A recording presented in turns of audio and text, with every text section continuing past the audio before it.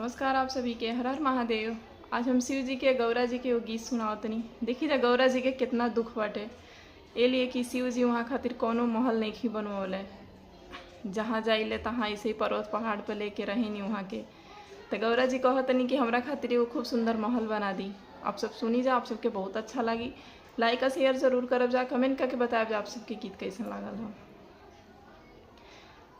बेलवा पतैया के नीचवा ये भोला चली महला बनाई दी हो। बेलवा पतैया के नीचवा ये भोला चली महला बनाई दी हो। महला बनाई दी, दू महला बनाई दी। बेलवा पतैया के नीचवा ये भोला चली महला बनाई दी हो। तो शिव जी का कहतनी, बेलवा पतैया के नीचवा ये गौरा चल झोपड़ी बनाई दी हो। बेलवा पतैया के नीचवा ये गौरा चल झोपड़ी बनाई दी हो। झोपड़ी बनाई दी हो, टीनवा छवाई दी। झोपड़ी बनाई दी हो, टीनवा छवाई दी। बेलवा पतैया के नीचवा ये गौरा चल टीनवा छवाई दी हो। तो गौरा जी का कहतनी, 4 महीनवा हो बरखा के दिनवा।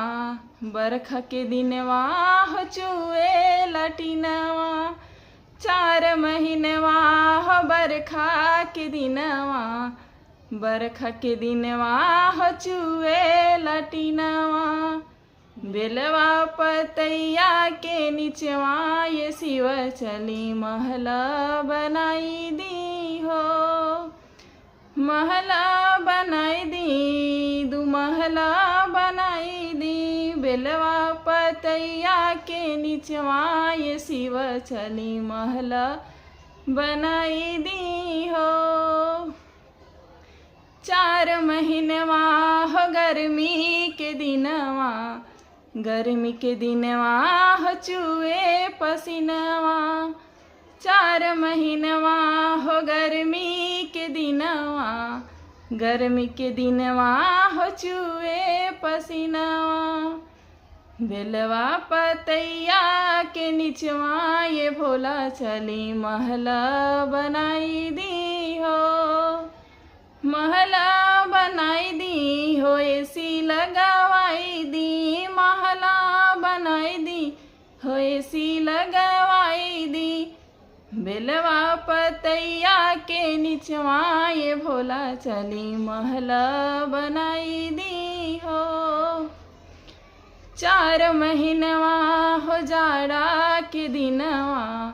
जाड़ा के दिनवा हो ठिठुरे बदनवा। 4 महीनवा हो जाड़ा के दिनवा। जाड़ा के दिनवा हो ठिठुरे बदनवा। बेलवा पतैया के नीचवा ये शिव चली महला बनाई दी हो। महला बनाई दी हो, हीटर लगवाई दी। महला बनाई दी हो, हीटर लगवाई दी। बेलवा पतैया के नीचवा ये शिव चली महला बनाई दी जी। बेलवा पतैया के नीचवा ये शिव चली महला बनाई दी जी।